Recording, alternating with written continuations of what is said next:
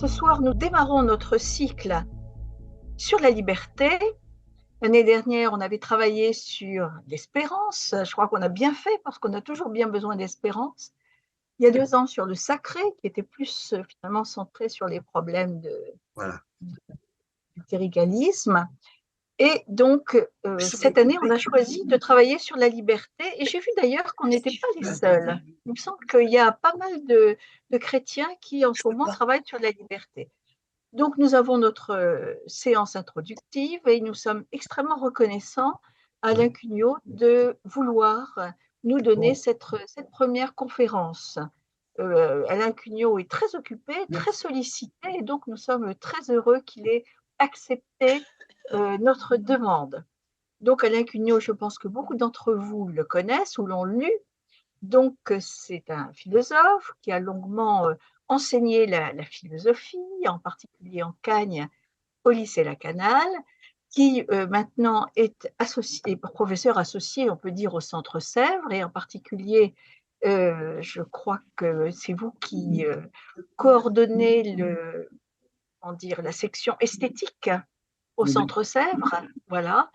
Vous intervenez aussi au Bernardin, vous publiez depuis fort longtemps, donc vous avez une grosse bibliographie, à la fois de philosophie, on pourrait dire de spiritualité, je pense en particulier à vos écrits sur Saint Jean de la Croix, et puis vous participez très régulièrement aux revues, en particulier Projets et Études. J'en oublie, parce que vous êtes en même temps très intéressé par tous les problèmes de société, la question des prisons, de la santé, etc.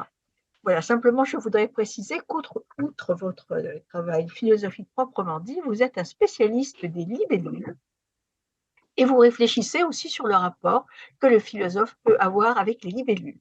Donc, nous avons tous beaucoup de raisons de vous lire et c'est toujours un plaisir de le faire.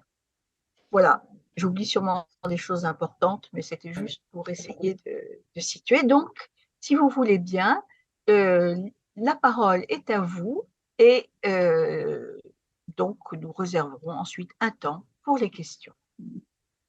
Bien, merci beaucoup. Merci encore. Merci encore. Vous m'entendez bien? Oui. Vraiment, je suis très heureux de cette invitation et de pouvoir y répondre. Et donc, je vais essayer de réfléchir avec vous sur la notion de liberté.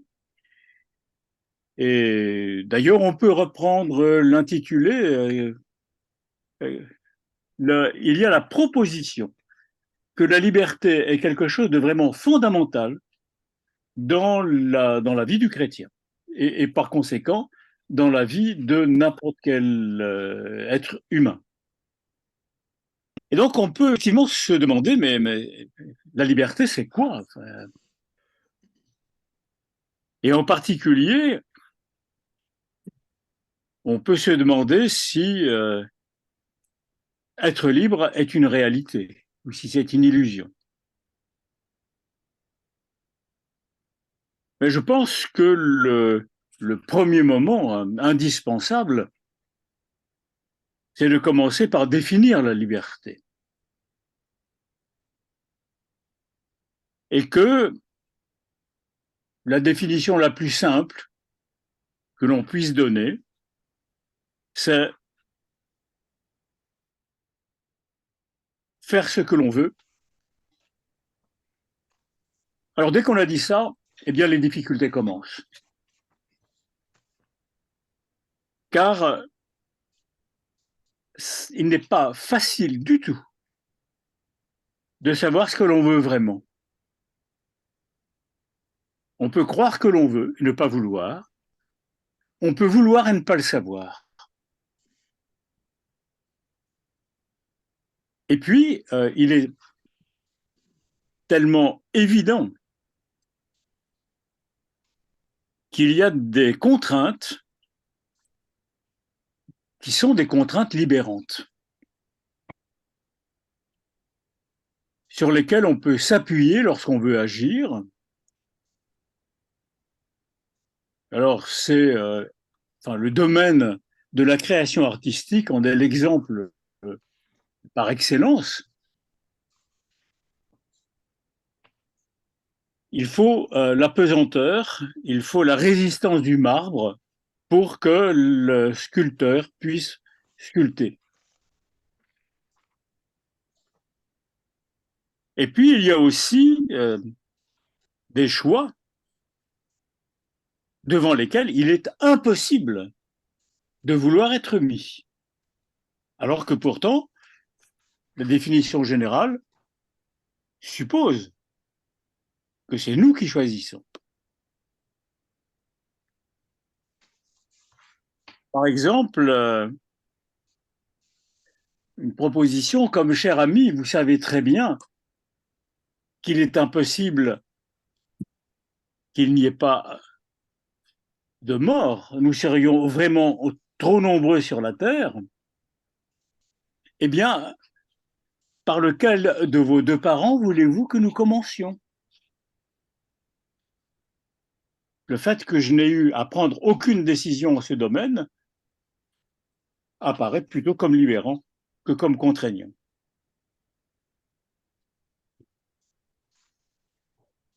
D'où les deux bornes, en effet, entre lesquelles la liberté est censée se tenir. Nous ne pouvons pas concevoir la liberté comme le refus de toute contrainte, même la moindre. Nous ne pouvons pas concevoir la liberté comme n'en faire qu'à sa tête.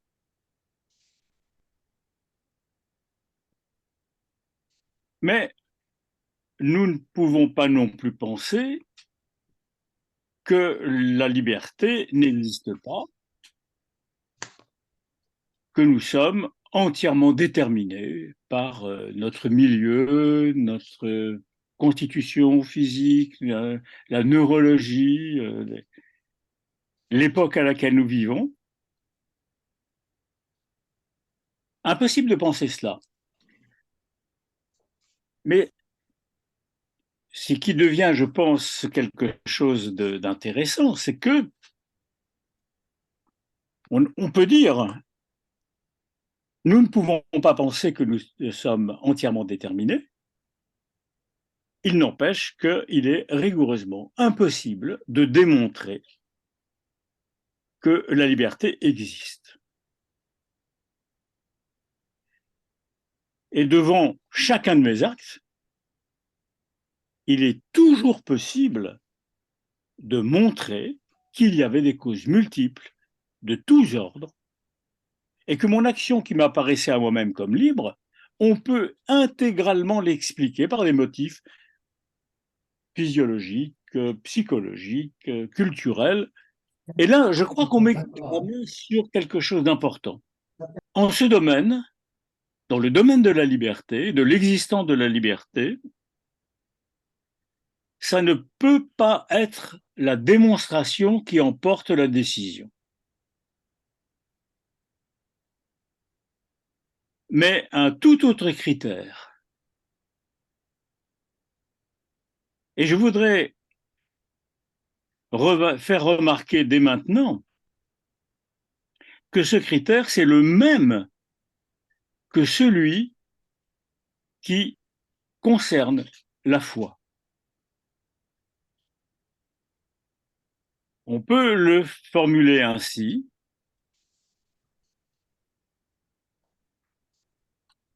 Quelle est l'hypothèse selon laquelle le monde, et là j'entends par monde l'intégralité de ce qui existe, mais aussi bien nos relations entre nous, avec les autres êtres, que ces êtres d'ailleurs soient humains ou non humains. Donc, quelle est l'hypothèse selon laquelle le monde apparaîtra comme le plus riche, le plus profond, le plus réel et, pour tout dire, le plus vrai? C'est ça le critère de vérité. C'est comme en mathématiques. On ne peut pas démontrer la vérité d'un postulat, si ce n'est par sa fécondité. Qu'est-ce qu'il permet de faire dans l'horizon mathématique?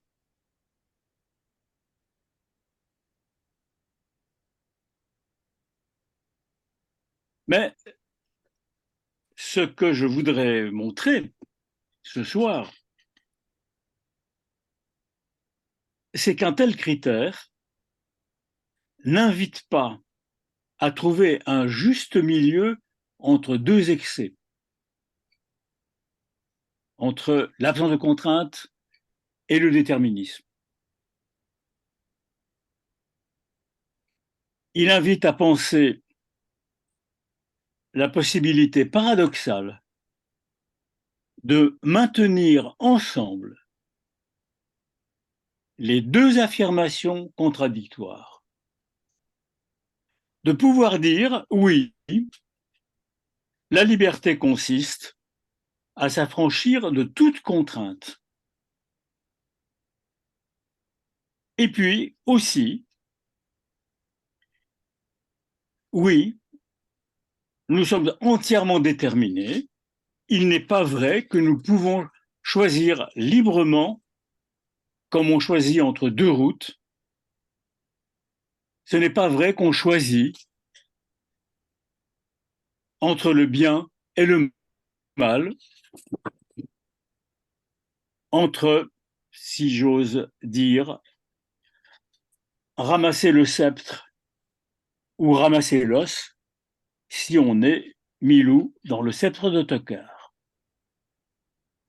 avec le petit ange et le petit démon qui se battent afin que je choisisse la bonne réponse, la bonne voie, la bonne décision.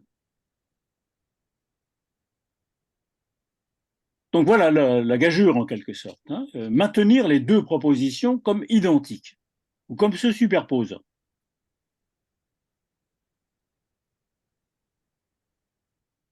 Le premier pas pour s'y repérer consiste à remettre en chantier la définition même de la liberté. Et pour cela, il convient de poser une question. Quand éprouvons-nous que nous sommes libres?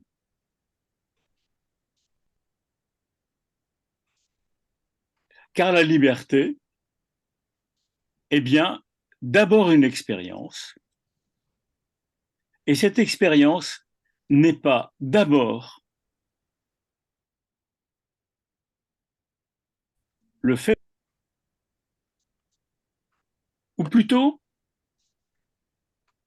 dans la liberté, j'éprouve non seulement que je fais ce que je veux, mais aussi j'éprouve un plaisir très particulier, agir sans encourir de condamnation.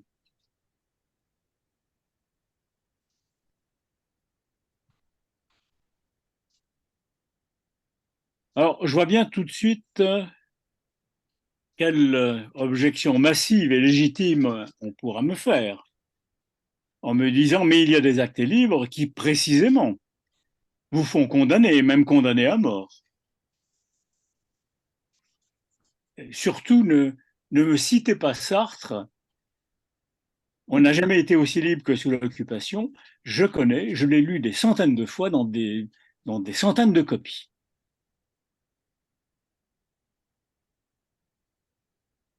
En réalité, la condamnation dont je parle est d'un tout autre ordre.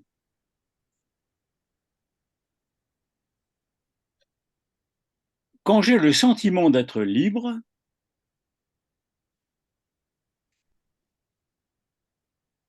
et je rappelle que je peux très bien me tromper, je peux avoir le sentiment que je suis libre, croire que je suis libre et ne pas l'être.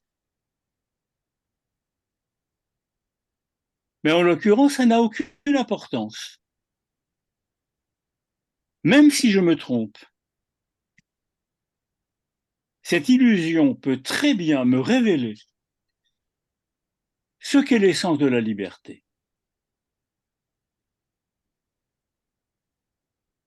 Or,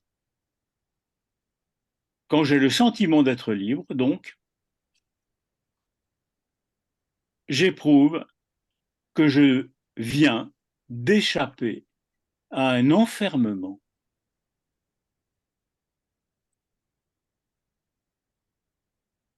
J'éprouve que je l'ai échappé belle, que je viens d'échapper au pire qui rôde d'ailleurs autour de chacun et qui est le désespoir.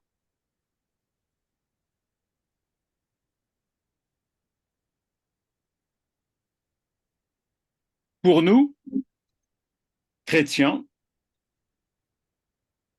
c'est quelque chose d'absolument décisif, parce qu'alors, la liberté rejoint strictement le mouvement de la foi elle-même.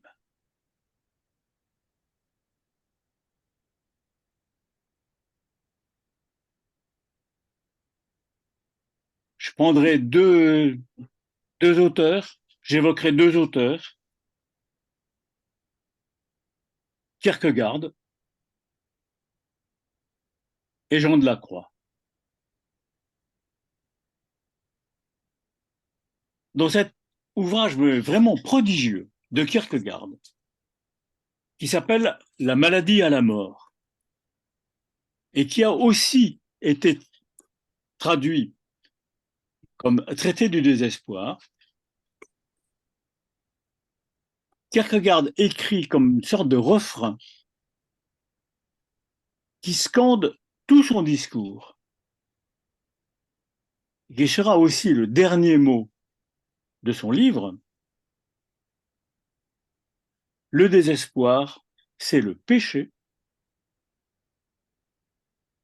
et le contraire du péché, le contraire du désespoir, c'est la foi.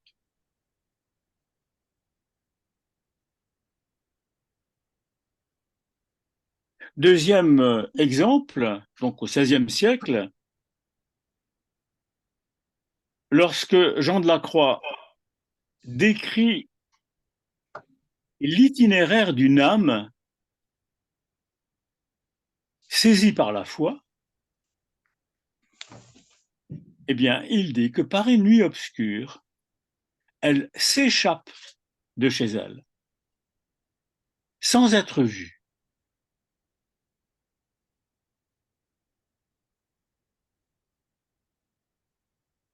Cela, eh bien, cela nous conduit directement jusqu'à la clé de voûte de tout mon propos de ce soir, qui se trouve chez Paul, au chapitre 8 de l'Épître aux Romains.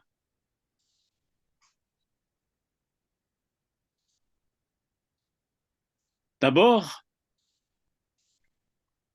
il y a l'ouverture du champ même de la liberté. En Romains 8, 1, tout au début de la séquence. Voici ce qu'écrit Paul. Il n'y a donc maintenant plus aucune condamnation pour ceux qui sont en Jésus-Christ. Car la loi de l'Esprit qui donne la vie en Jésus-Christ m'a libéré de la loi du péché et de la mort. Il y a vraiment, là, il y a le lien, mais absolument insécable, entre absence de condamnation et libération. Et puis, il y a cette formule qui me paraît être peut-être le sommet de tout Paul, et en tous les cas de l'Épître aux Romains.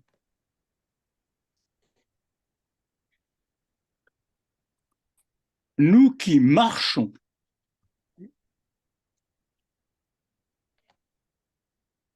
non pas sous l'empire de la chair, de la sarx, mais de l'esprit. On pourrait même retraduire, sans trahir le texte, nous qui n'obéissons pas à la loi, mais qui marchons à l'esprit.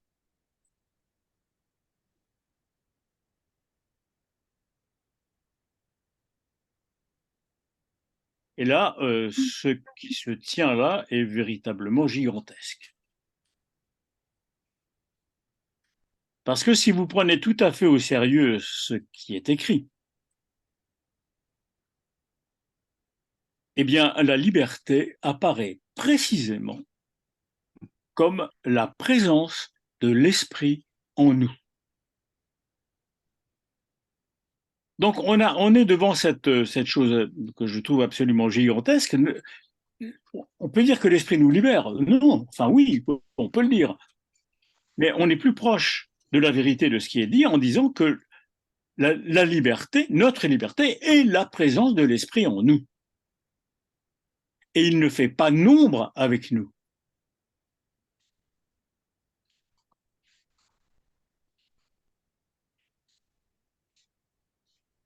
À la question « Que me veut l'esprit ?»,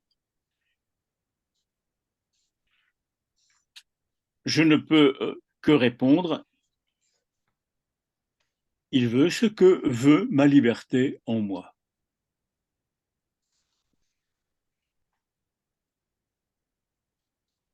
Et d'une façon tout à fait générale, ce que Paul appelle la chair, la sarx, source du péché,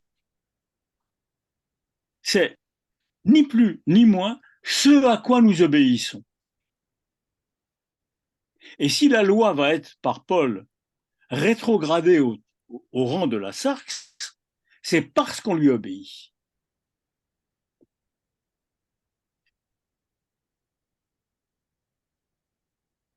Voilà, c'est, me semble-t-il, une raison suffisante pour dire qu'être libre, en effet, c'est ne subir aucune contrainte. Bien sûr, il faut s'entendre sur le sens des mots. On n'obéit pas à la liberté, on la suit, on lui court après, sans être jamais sûr de la rejoindre.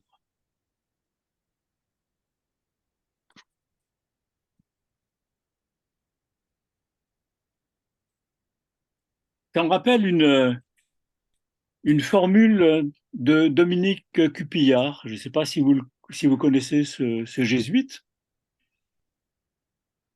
qui disait, dans une homélie d'ailleurs, à Saint-Ignace, quand je vois Dieu dans ma vie, je ne vois pas Dieu, je vois ma vie.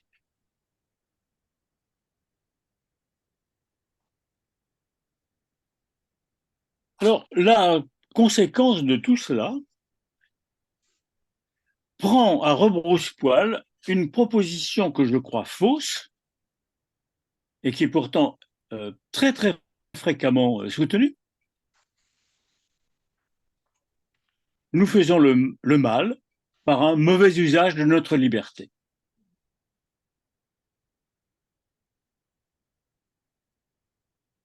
Mais je pense qu'il n'y a pas de mauvais usage de la liberté. Tout acte réellement libre est par définition bon. Et il ne peut en aller autrement. En revanche, ce qui existe, et effectivement ça ne peut exister que chez des êtres libres, ce sont des défaillances de la liberté. Défaillance dont l'origine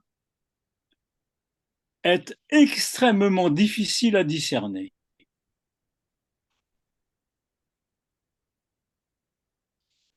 À quel moment ai-je décidé de céder?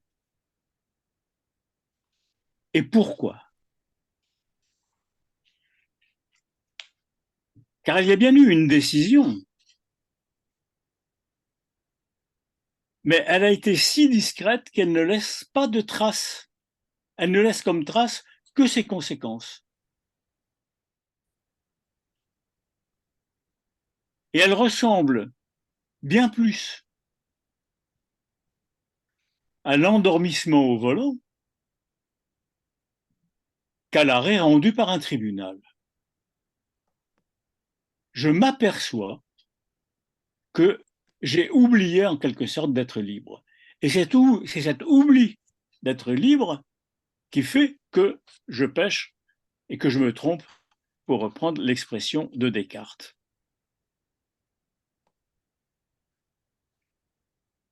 En général, il doit y avoir d'autres manières de s'y prendre, mais je pense que c'est la manière vraiment la plus générale, la plus commune et la plus perfide. Nous trompons notre discernement et notre liberté en nous racontant des histoires.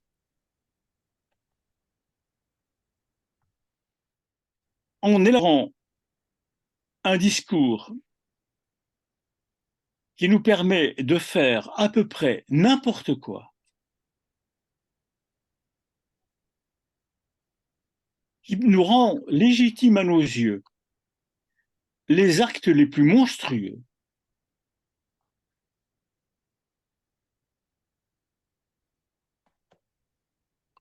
les égarements de Philippe Thomas et de Jean Vanier en sont, je crois, un exemple parfaitement clair.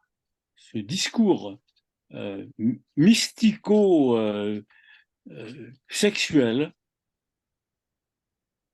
comment peut-on se raconter des histoires pareilles? Mais on peut se les raconter.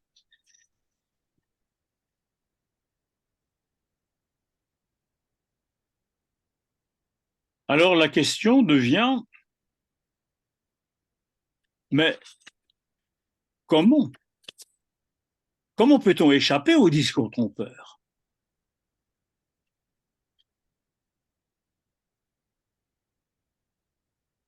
Car si, comme je pense, la liberté est en nous, la présence même de l'esprit, alors elle se tient à un niveau d'une telle rareté qu'on ne peut prendre aucun recul par rapport à elle. Il n'existe aucun critère, aucune morale qui puisse élever la prétention de se tenir en ce lieu-là.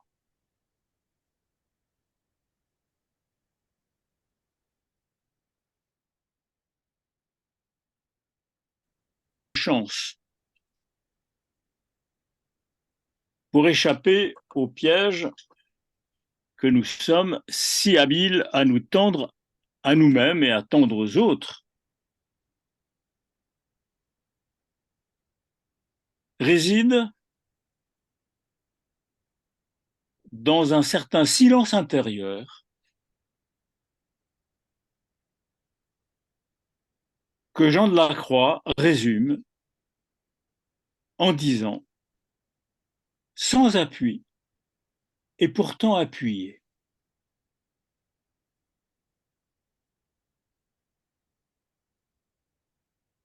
Se rendre totalement disponible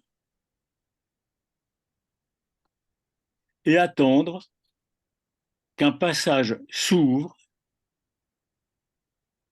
qu'une augmentation des possibles dans le monde dans lequel nous vivons, qu'une augmentation des possibles se profile dans notre vie.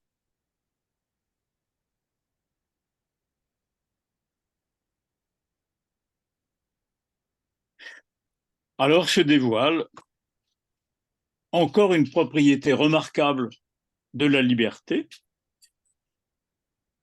qui est une autre expérience de la liberté que de s'échapper ou que de faire ce que l'on veut.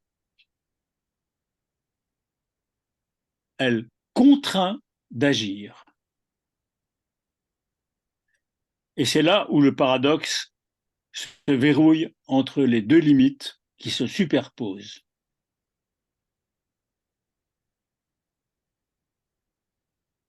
Dans l'abstrait, il est possible de dire que la liberté pourrait faire autre chose que ce qu'elle fait.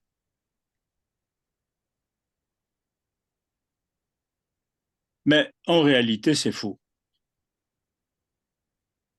Concrètement, c'est faux. Parce que elle s'exerce toujours dans un champ, dans un domaine qui a des propriétés telles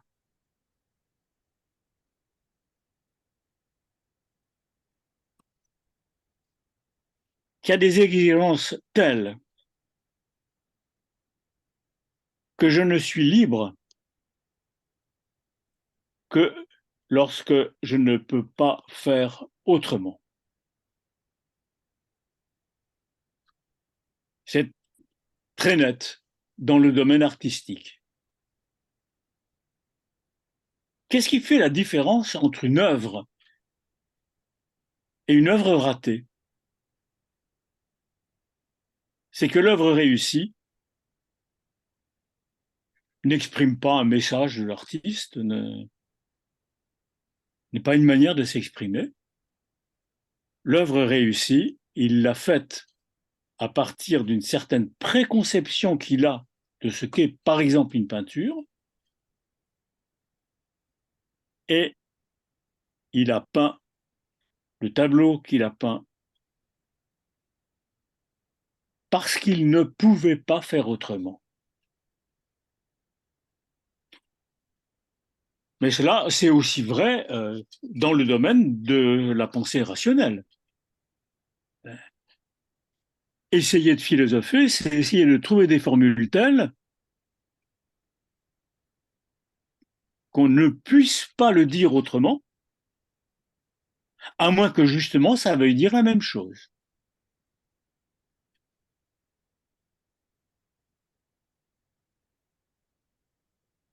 Mais je voudrais ajouter un point à ce sujet.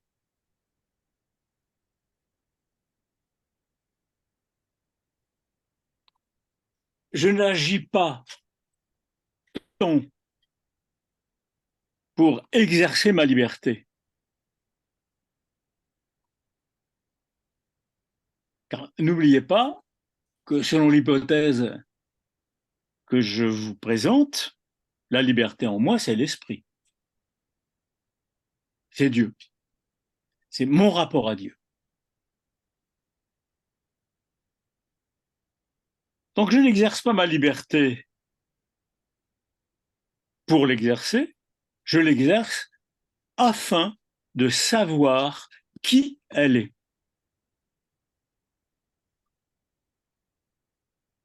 Et ça, c'est un mouvement extrêmement profond.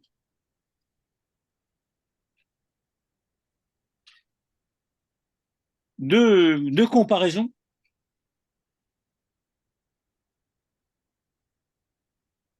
J'ai appris à parler en répétant les sons prononcés, les phonèmes prononcés par mes parents.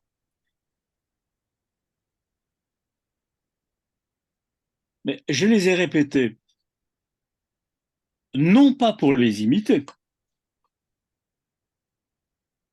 je les ai répétés parce que j'ai perçu qu'ils cherchaient à me dire quelque chose et que pour comprendre ce qu'ils étaient en train de dire, il fallait que je le mime, que je me l'approprie.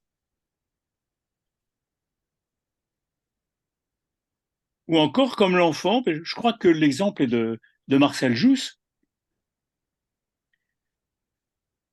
l'enfant qui, voyant pour la première fois de sa vie, se met à boiter. Mais il se fait engueuler par ses parents parce qu'il pense qu'ils se moquent de lui, mais pas du tout. Il est en train, dit Marcel Jousse, d'essayer de comprendre, mais c'est quoi boiter?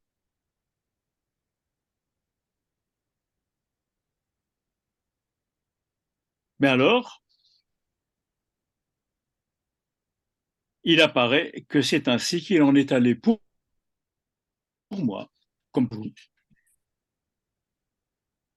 Lorsque nous avons compris ce qu'était la liberté, lorsque j'ai compris la possibilité d'être libre,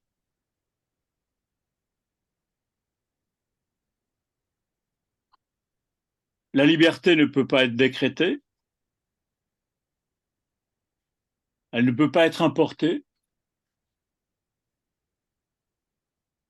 on ne peut pas m'expliquer comment il faut s'y prendre pour devenir libre. En revanche, elle peut être réveillée par celle d'un autre.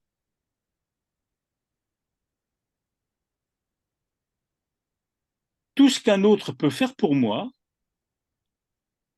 c'est d'être libre devant moi.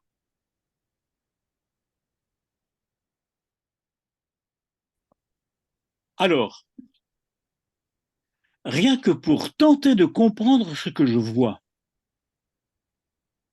je vais tenter d'en faire autant. Et à cette occasion, faire encore une nouvelle expérience de la liberté, percevoir la liberté d'autrui, non comme une limitation de la mienne, mais au contraire comme son augmentation. Contrairement à ce qu'on dit, non, ma liberté ne s'arrête pas ou commence celle de l'autre, elle commence avec elle. Et tout ce que je peux faire pour un autre afin que sa liberté s'éveille, c'est d'être libre à son égard. Voilà, voilà. Un grand merci pour cette belle leçon, voilà, qui, qui rejoint effectivement ce qu'on a pu dire sur l'espérance, puisqu'au fond, l'envers de la liberté, c'est effectivement le désespoir, hein, comme vous l'avez dit. Oui, oui. Et puis, voilà, et puis il y a beaucoup de choses à dire, donc je vais arrêter pour l'instant de parler et laisser donc nos participants poser leurs questions et réagir. Je crois que ce que vous avez dit est, comment dire, nous éclaire sur bien des sujets qui nous préoccupent. Qu'est-ce que la vie de l'esprit en nous? Qu'est-ce que le témoignage? Voilà. Donc, le débat est ouvert pour qui veut le prendre. Alors, je laisse la parole à qui la prend. Anne. Anne. Moi, je ne suis pas en mesure de réagir très profondément parce que vous m'avez dit beaucoup de choses riches. Je veux juste revenir sur votre voilà, voilà, qui m'a touchée parce que vous veniez d'expliquer que c'est la liberté de l'autre qui me rend libre et que c'est en voyant l'autre libre que moi je peux l'être.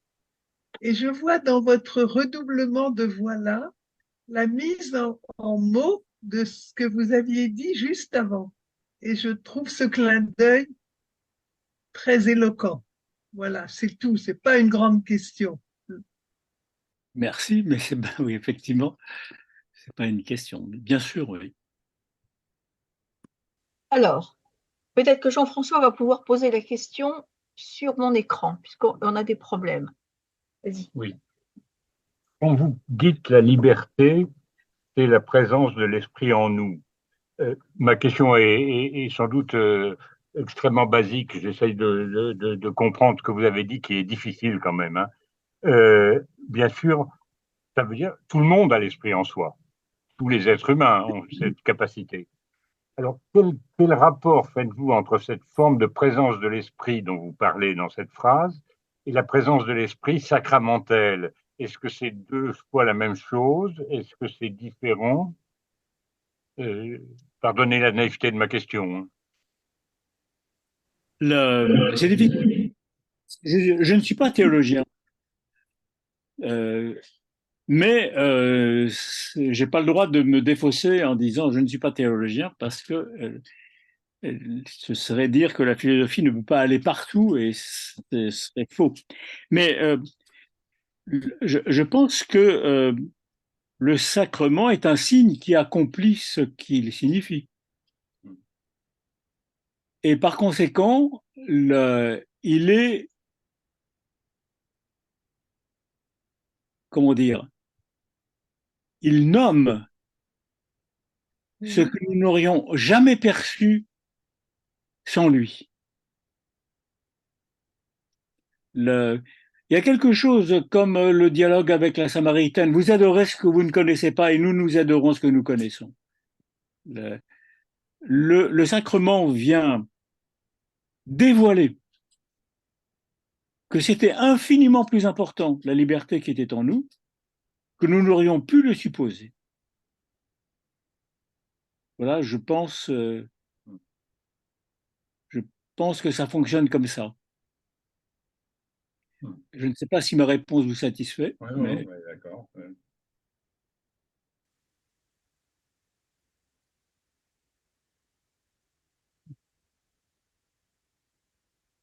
D'autres réactions peut-être? Moi, je trouve très intéressant ce que vous avez dit, si j'ai bien compris, c'est que finalement, le salut, c'est la libération de la liberté. Oui. Et être libre, c'est ça en un sens, ne pas pécher. Enfin, nous sommes libérés du péché parce que notre liberté est, est libérée. Donc Oui, c'est pas le bien, le mal, les bonnes actions, les mauvaises actions. C'est pas d'abord ça. C'est notre être spirituel qui est libéré. oui, oui. Et c'est pourquoi on a le sentiment de s'échapper. On a le sentiment de sortir de quelque chose qui était un enfermement. Et que le mouvement par lequel je me libère est aussi le sentiment que je suis libéré par. Alors, c'est très compliqué, hein, parce qu'il faut dire que si c'est ma liberté qui me libère, ça veut dire que ma liberté est beaucoup plus grande que moi.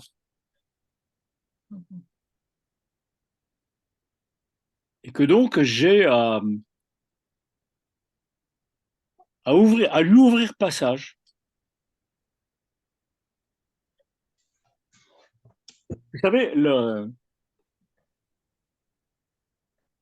ma définition de l'esprit jésuite.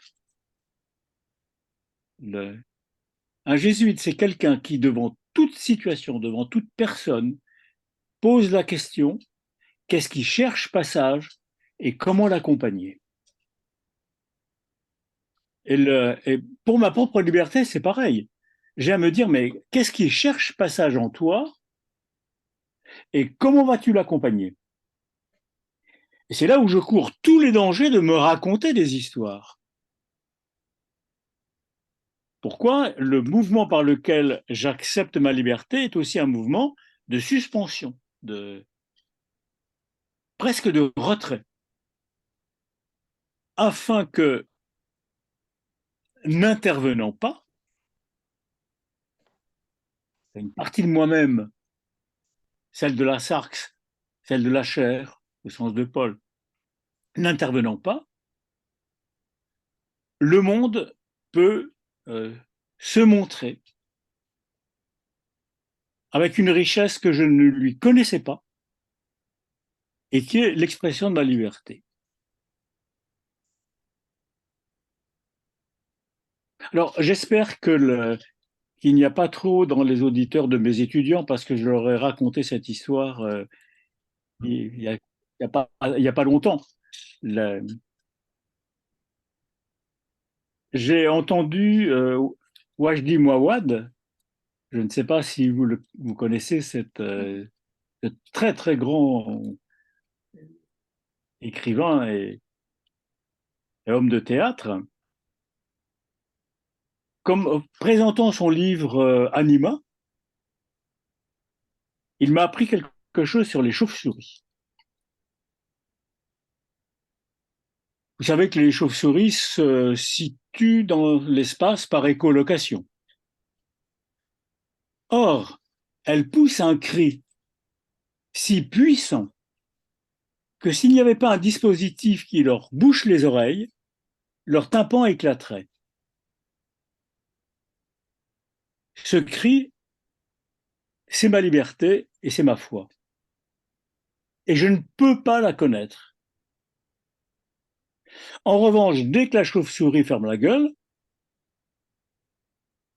ses oreilles se libèrent et elle entend revenir vers elle un monde d'autant plus riche que le cri aura été puissant, d'autant plus riche, précis, intéressant que le cri aura été puissant. C'est ça, enfin, c'est aussi ce que disait Dominique Cupillard. C'est-à-dire que plus ma liberté aura été libérée, plus le monde qui reviendra vers moi, le monde dans lequel elle m'invite à aller, sera riche, complexe, intéressant, dangereux même aussi.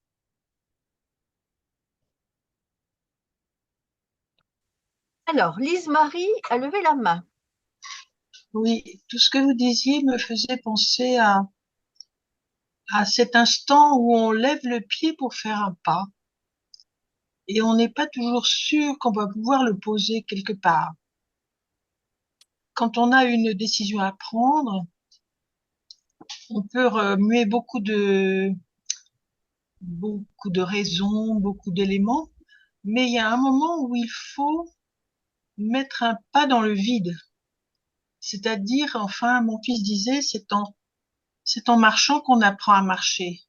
Et il faut donc soulever le pied vers le vide. Et là, Et puis, oui, c'est peut-être là qu'il y a ce qu'on appelle l'espérance, je ne sais pas. ah oui, si, Mais c'est vrai. quelque chose enfin, quelque chose se crée qui n'est pas forcément ce qu'on avait prévu, mais il faut bien se lancer. Et ça n'est qu'à cette condition-là que justement il y aura quelque chose. Oui.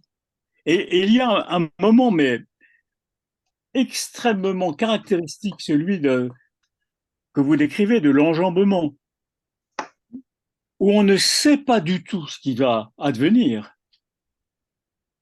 mais où l'on sait d'une certitude absolue, et d'ailleurs parfaitement humble, que ce qui va advenir sera extrêmement intéressant et extrêmement réel.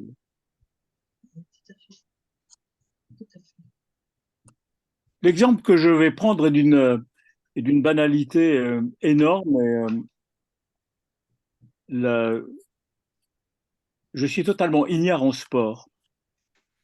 Mais j'ai entendu un jour un footballeur interviewé qui disait que pour lui, le moment le plus extraordinaire, c'était quand, n'ayant pas encore marqué un but et s'apprêtant à taper dans le ballon, il savait que le but entrerait. Et c'est exactement ça. Rien n'est fait. Et pourtant, ça y est, tout est déjà fait. Je crois que c'est ça ce moment tellement jouissif en même temps, hein, qui est de se lancer dans le vide. Ça, Kierkegaard parle du saut de la foi. Hein. Le saut de la foi, c'est quand même se jeter dans le vide. N'avoir aucune raison raisonnable de le faire et de le faire parce qu'il y a en même temps une certitude dont je ne suis pas maître, mais dont ma liberté est maître elle.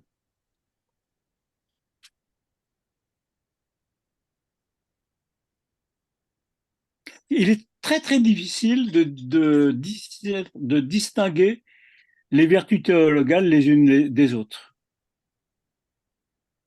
Parce que là, il y a une identité entre la liberté et la foi, mais on ne peut que remarquer l'identité avec l'espérance, comme vous le faisiez. Et cette histoire d'articulation entre les libertés, laisser éprouver comme étant ma liberté, une liberté qui n'est pas du tout la mienne et qui même peut être contraire à la mienne, c'est quand même quelque chose de très profondément essentiel à la charité. Patrice, tu as levé la main. On t'entend si tu veux bien. Oui, j'ai levé la main. C'est un peu intellectuel pour nous, en tout cas pour moi, hein.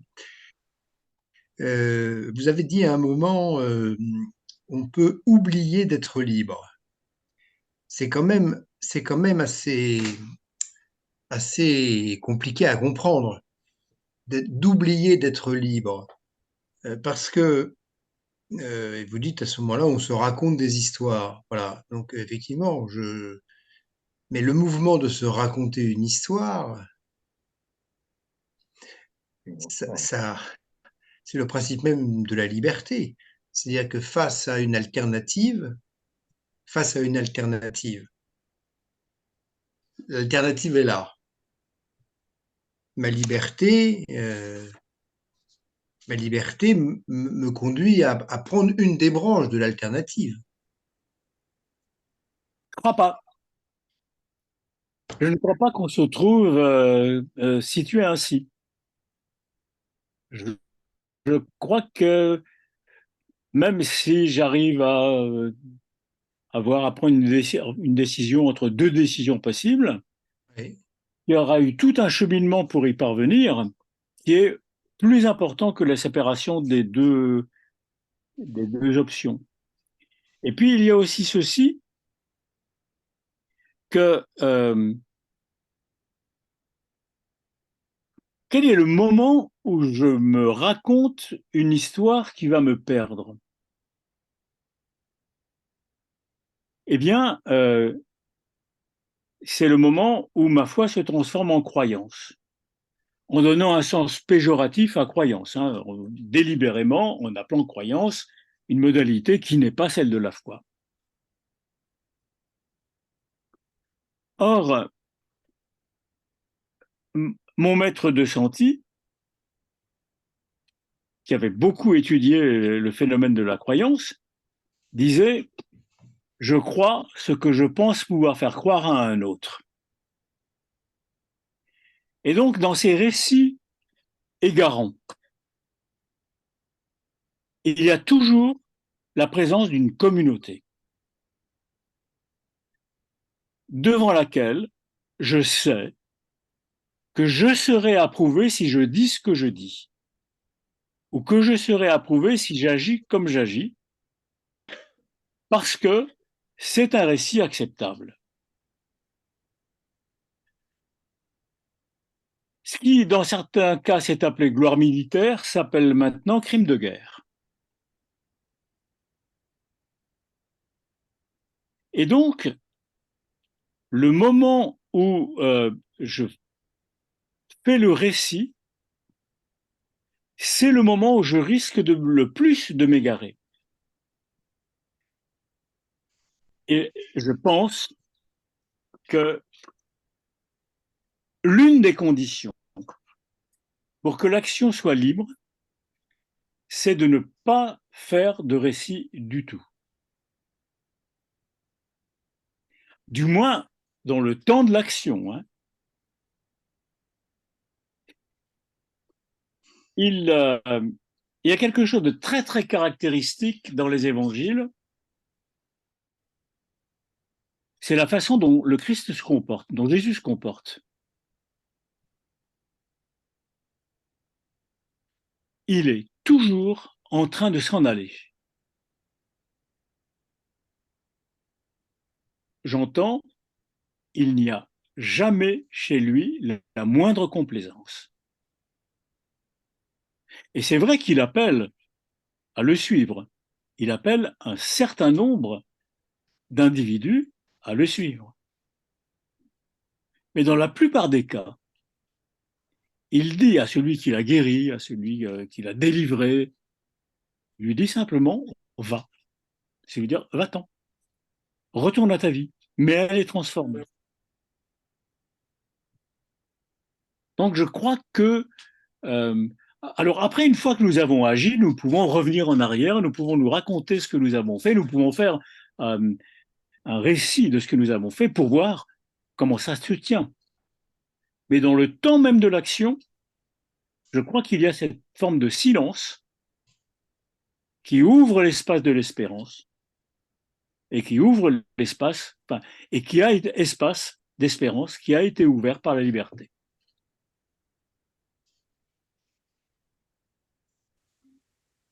Est-ce que vous pourriez revenir sur ces liens entre la liberté et la parole?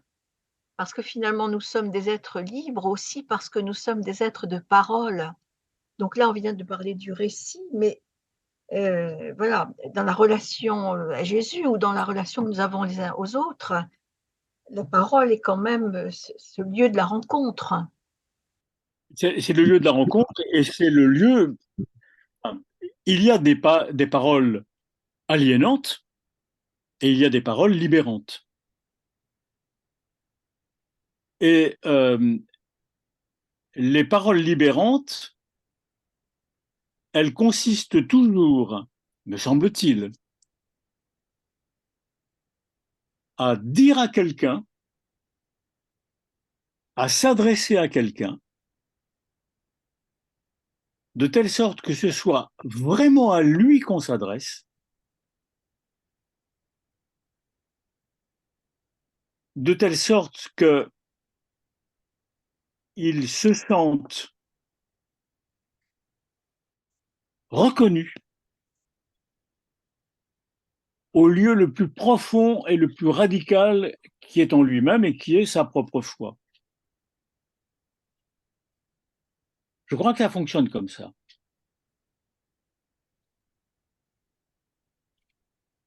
Et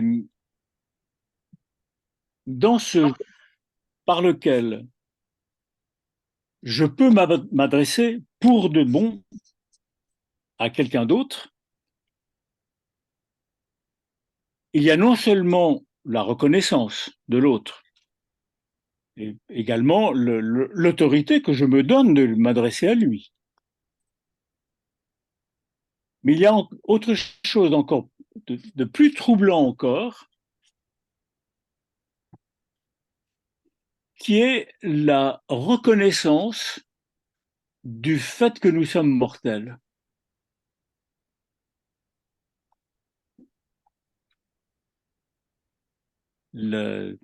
Alors ça peut paraître quelque chose d'arbitraire mais moi il y a Genèse 3 qui m'impressionne beaucoup. Donc le récit du prétendu péché originel, alors que le mot faute ni péché n'apparaît jamais, mais il y a la description de l'hominisation. Et à un moment donné, il y a l'invention du langage, l'invention de la relation à autrui comme altérité et égalité. Et enfin moi je trouve ça mais extrêmement impressionnant. Lorsque Ève est tirée du côté d'Adam, il dit, voilà, c'est l'os de mes os et la chair de ma chair. Il n'y a aucune altérité. À ce moment-là, Ève, c'est la femme. Elle n'a pas de nom. Mais lorsque Yahvé dit à Adam, tu es mortel, et la mort qu'il évoque, c'est pas un jugement. Il n'y a pas de vie après la mort. C'est tu es poussière et tu retourneras en poussière. Eh bien, allez vérifier dans vos Bibles, vous verrez qu'il y a la phrase « tu es poussière et tu retourneras en poussière » et sans aucune transition, Adam nomma la femme Ève, c'est-à-dire la vivante. Donc je crois que quand on s'adresse à quelqu'un, quand on utilise la parole, on lui parle de mort et de résurrection. On lui dit « tu es vivant ». On lui dit, mais si on lui dit « tu es vivant », on lui dit aussi qu'il est mortel, vulnérable, mais aussi bien apte à ressusciter.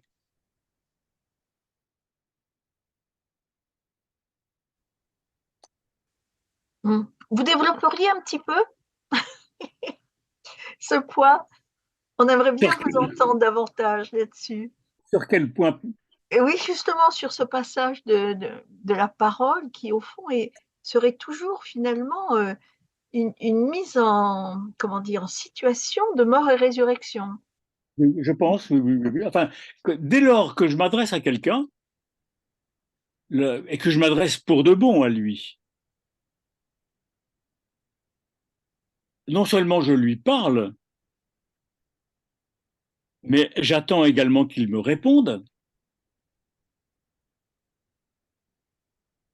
Et lorsque nous posons ainsi cet espace de l'interlocution,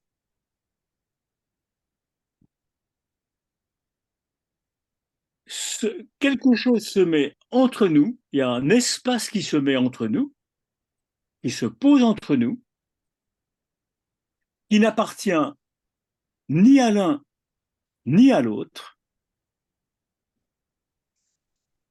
et qui lui signifie alors plusieurs choses. D'abord, que la vérité existe, sinon nous ne pourrions pas nous interpeller, nous ne pourrions pas parler, et que d'autre part, les enjeux de nos existences, qui peuvent nous paraître banals, sont d'une profondeur, d'une dangerosité, d'une comment dire, d'une saveur absolument inestimable. Donc, ça en appelle à la liberté de l'autre et à ma propre liberté, mais être libre, c'est toujours s'échapper. Échapper à. Être libéré d'eux. D'où la référence à la mort comme le lieu où la liberté disparaît.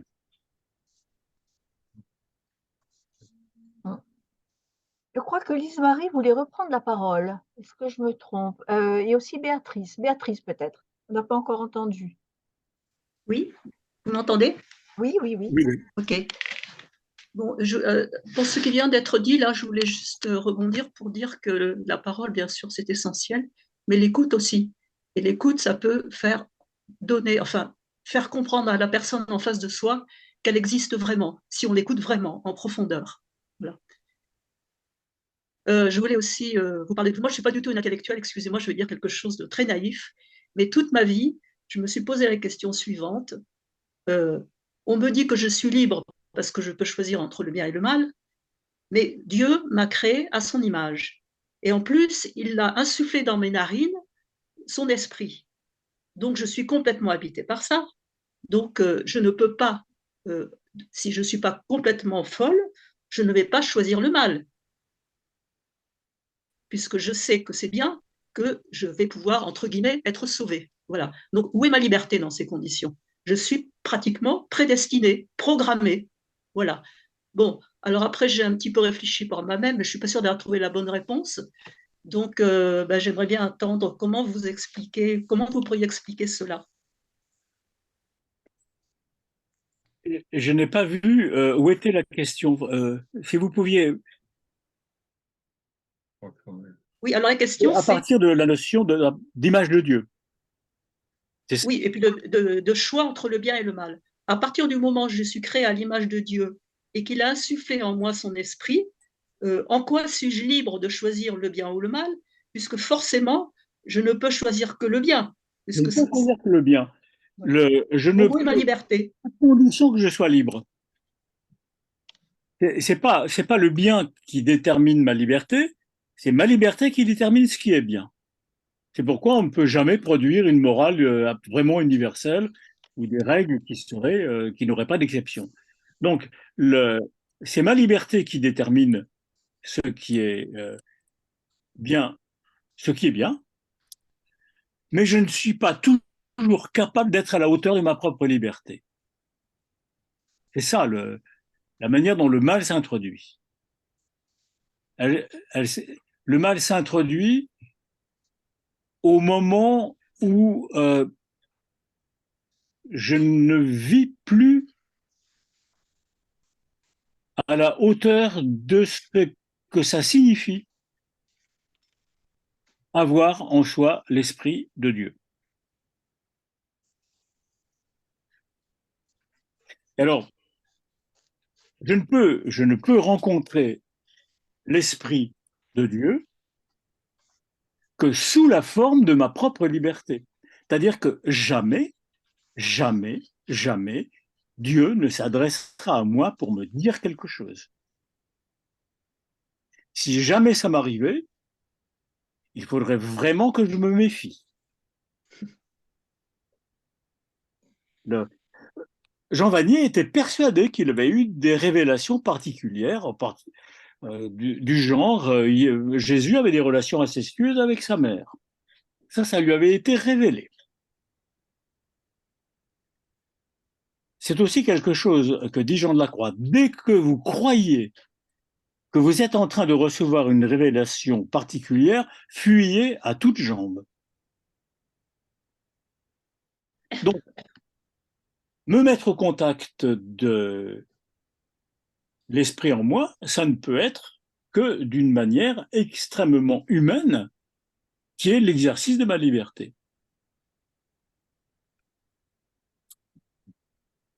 C'est-à-dire se rendre entièrement disponible, attentif.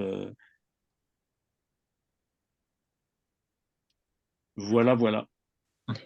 Se rendre attentif aussi à la parole de l'autre, parce que c'est la parole de l'autre qui peut effectivement m'éclairer. Oui. Oui. La parole de l'autre, alors ça c'est la question du témoignage. Oui. Je perçois l'autre, mais d'entrée de jeu, hein, dès que je vois quelqu'un, je le perçois immédiatement comme une proposition de modalité d'existence. C'est comme ça qu'on crée des liens d'amitié. C'est comme ça qu'on tombe amoureux. Voir quelqu'un et se dire, ben, voilà quelqu'un qui sait ce que ça veut dire vivre. Si on le retraduit dans les termes d'aujourd'hui, de ce soir, voilà quelqu'un de libre. Mais aussitôt, cela me libère. Il va m'apprendre comment on peut être libre. Alors, ça passe par la parole, ça passe par des gestes, ça passe vraiment par simplement le mode de présence de l'autre. Hein. Alors, je crois que Catherine avait levé la main. Je voulais vous poser deux questions. Vous avez présenté la liberté dans un contexte de foi et de foi chrétienne. Et je pense quand même que même quand on n'a pas la foi chrétienne, on peut aussi, et j'espère, être libre. Il y a donc, pour quelqu'un qui n'a pas la foi, la définition de la liberté est certainement différente. Première question. Et deuxième question, il y a un passage du Deutéronome au chapitre 30 que je trouve toujours très intéressant. C'est: vois, je mets aujourd'hui devant toi la vie et le bonheur, la mort et le malheur. et je ne lis pas tout, choisit la vie. Donc, il y a bien un impératif qui va vers la vie et qui est lié à la liberté. Absolument. Absolument. Alors, sur le premier point, moi je dirais que ce n'est pas parce que l'on n'est pas chrétien que Dieu n'est pas en vous, que l'esprit n'est pas en vous. C'est la notion de chrétien anonyme chez Karl Rahner. Mais c'est également ce qui est mis en œuvre en Matthieu 25. Vous savez, le jugement. Le juge. Les juges, remarquez bien que les justes disent, mais quand est-ce qu'on t'a nourri, quand est-ce qu'on t'a donné à boire, quand est-ce qu'on est venu te voir? Donc, il y a une dimension éthique fondamentale. Une dimension éthique fondamentale, et puis aussi, je trouve quelque chose d'extrêmement important. Ils ne savaient pas que c'était le roi à qui ils s'adressaient. S'ils avaient su que c'était le roi, leur mouvement aurait été suspect. Comme ils ne savent pas que le pauvre, c'est le roi, quand ils s'adressent à lui simplement en tant que pauvre, qu'ils ne voient pas le roi derrière lui, alors ils ont véritablement affaire au roi. Donc il y a, je pense, une universalité de la foi. Enfin, c'est ce qu'on disait tout à l'heure, vous adorez ce que vous ne connaissez pas, mais nous adorons ce que nous connaissons. Et les enjeux sont les mêmes.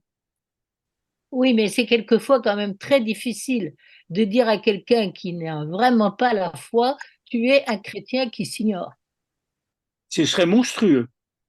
C'est quand même impensable de dire ce genre de choses. Absolument, mais entièrement d'accord. Hein. Seulement, c'est une chose de dire ça, de dire à quelqu'un, mais en réalité, tu es chrétien. Et c'est autre chose de lui dire et de faire en sorte que l'affirmation de sa liberté par rapport à la mienne est exactement le même impact et la même dimension que si c'était un chrétien qui s'adressait à moi. Donc je m'adresse bien à lui, non pas au nom de sa propre foi, mais de la mienne, mais si je m'adresse à lui à partir de ma propre foi, je ne peux viser en lui que ce mouvement absolument radical par rapport auquel on ne peut prendre jamais le moindre recul, et qui est le lieu où il se décide, parfois d'une manière extrêmement émouvante, dans sa propre vie. Mais je suis bien d'accord que vouloir le récupérer, vouloir lui dire mais en réalité tu es chrétien, ce serait absolument monstrueux. Permettez-moi de dire cela. Alors sur le Deutéronome 30, oui, bien sûr. Enfin, c'est à peine une question. Choisir la vie, c'est être libre. Absolument. Et choisir la mort, c'est justement le moment. Enfin, je choisis la mort lorsque je choisis précisément de ne pas être libre. Et je choisis de ne pas être libre. Enfin, tout ce qu'on avait, tous les biais par lesquels je m'endors au volant, en quelque sorte. Oui, je pense que c'est très intéressant parce que les philosophes ont dit qu'effectivement, ce qui fait que l'homme est un être spirituel, qui en un sens choisit la vie et une vie vraiment humaine, c'est justement sa liberté. Je pense à Hegel. Donc on n'a pas besoin ici d'un discours théologique ou de dire à l'autre qu'il est chrétien. Simplement, il est un homme, il est un être spirituel, c'est-à-dire voué à la liberté. Oui, il n'a pas besoin de passer par l'appellation chrétien. Pas forcément, disons. Alors, c'est des choses qui présupposent que même les non-baptisés ont quelque chance de salut.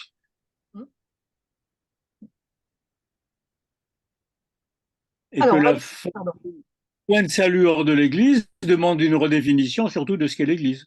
Oui.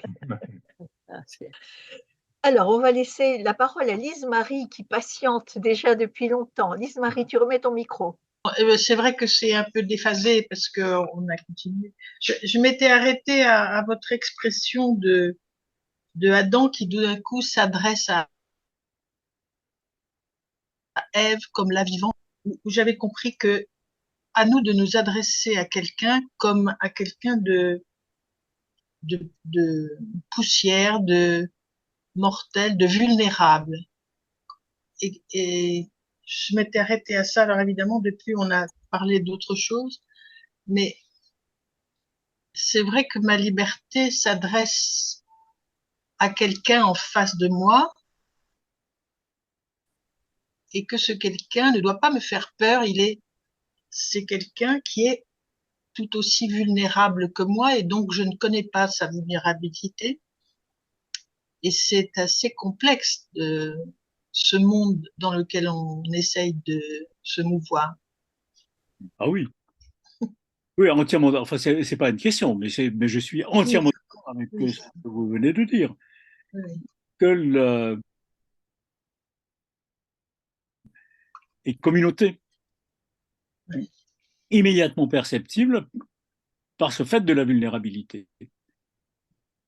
Mais que percevoir la vulnérabilité de l'autre, c'est aussi percevoir qu'on peut s'adresser à lui, qu'on peut lui parler, et que dès ce moment-là, quelque chose comme la résurrection est en marche.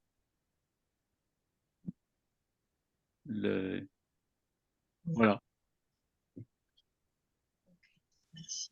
Alors, je crois que Anne a levé la main. Je voulais partager avec vous cette question sur les théologies classiques ont eu tendance à dénigrer la liberté. La liberté, c'était en général la liberté de faire le mal. C'est souvent ce qu'on disait. Quand l'homme choisissait le mal, on disait ah ben, bien sûr, il est libre. Bon, c'est un peu court, vous êtes certainement le premier à le dire, Oui. mais est-ce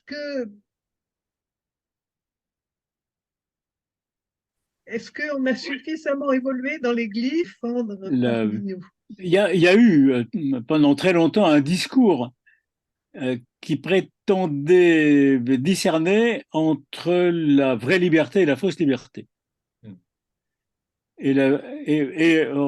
Si on fait des courts-circuits, la fausse liberté, c'était de décider soi-même, par soi-même, et la fausse liberté, ça c'était la fausse liberté, et la vraie liberté, c'était d'obéir au magistère.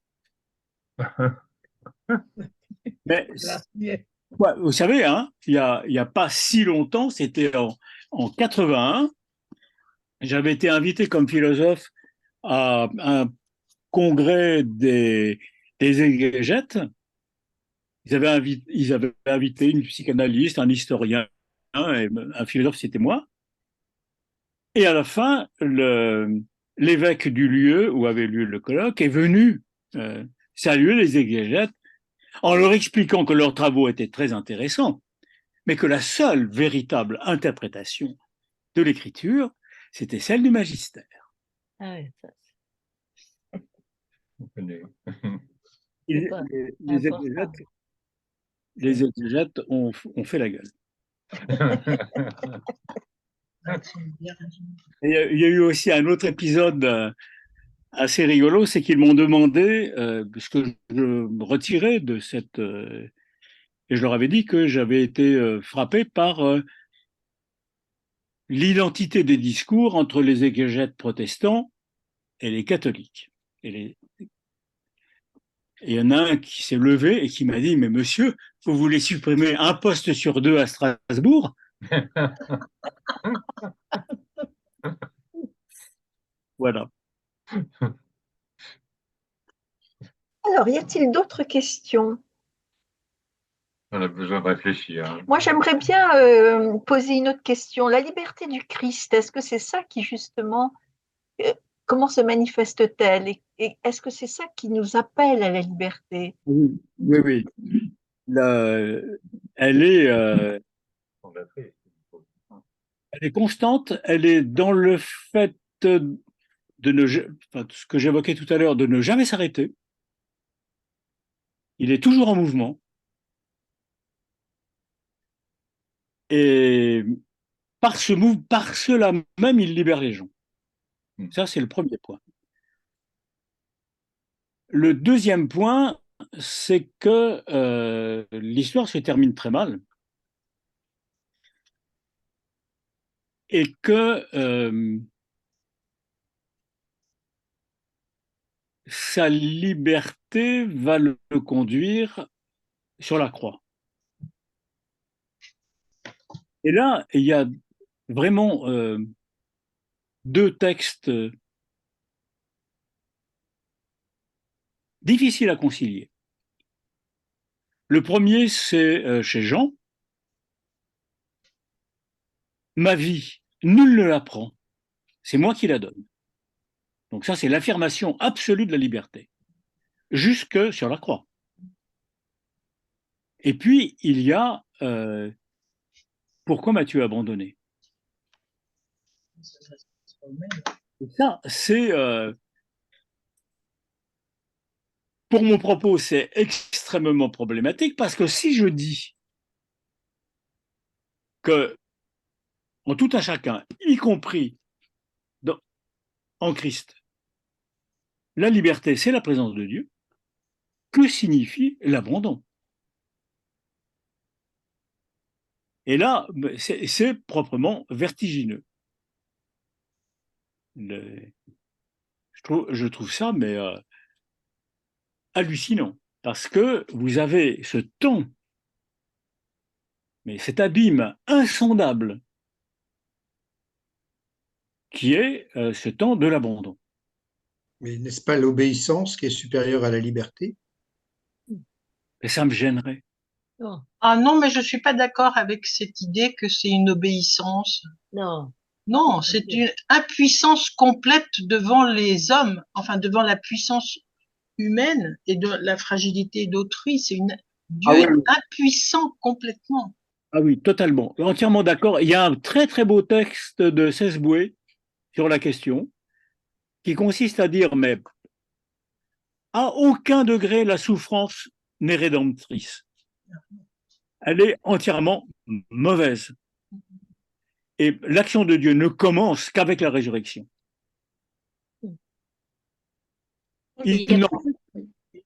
Pardon. Non, non, excusez-moi. Oui, moi je trouve qu'en fait ce cri de désespoir de Jésus me montre à quel point il était complètement humain. Parce que ce n'est pas parce qu'il a remis volontairement sa vie entre les mains de Dieu qu'il n'a pas eu cet atroce moment de désespoir.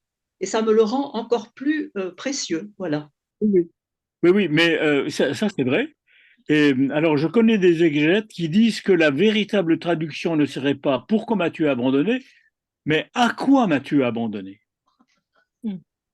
Comme s'il mesurait le caractère absolument insondable du mal que les humains sont capables de produire. Oui. Comme s'il découvrait une profondeur mais inouïe. Il n'y aurait pas le Tzimtzum, Dieu se retire.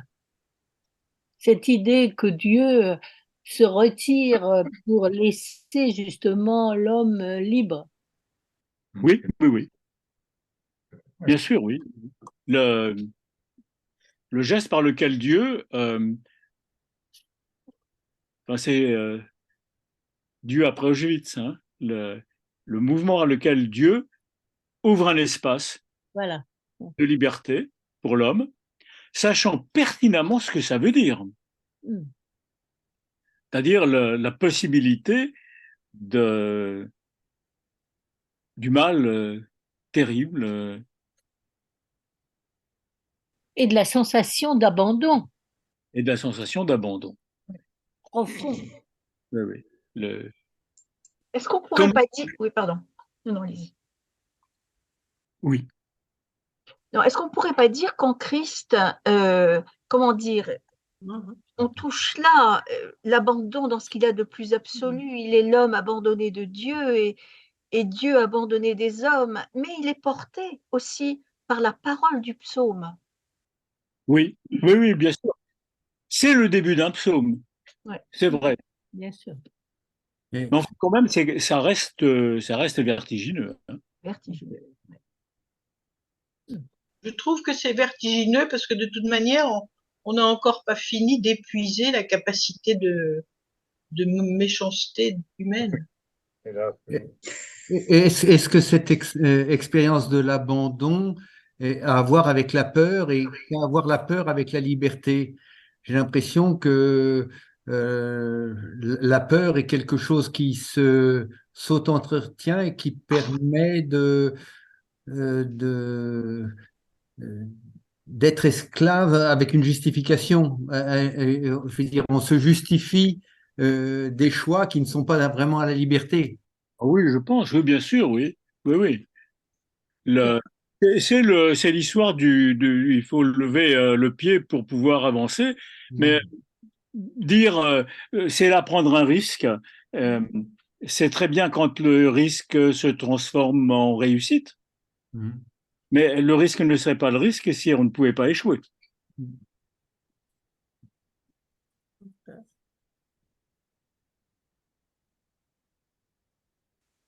Bon, eh ben, écoutez, c'était absolument passionnant.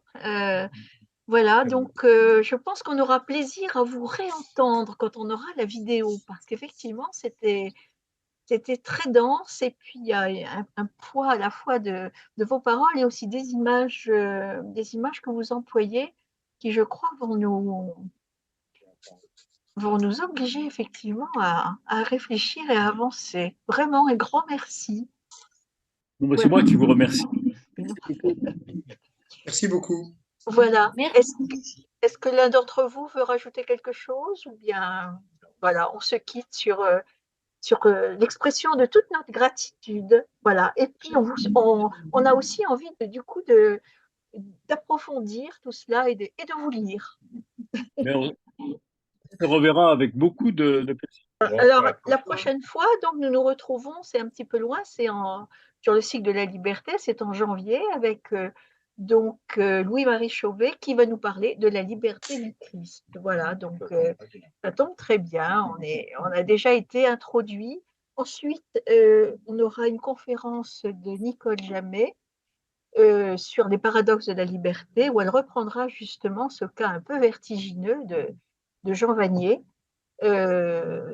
Qu'est-ce que la liberté finalement dans ce temps d'abus, et quand soi-même on s'abuse avant d'abuser les autres. Et puis ensuite, donc, nous aurons Éric de Clermont-Tonnerre qui va nous parler de la liberté des femmes, et de femmes qui, elles aussi, ont traversé des choses difficiles. Hein. On peut dire de Thérèse de Lisieux qu'elle était tout à fait névrosée, et en même temps, voilà, elle a ouvert un chemin à la spiritualité dont nous sommes encore aujourd'hui les bénéficiaires. Et donc, il prendra plusieurs figures féminines, voilà, pour poser cette question.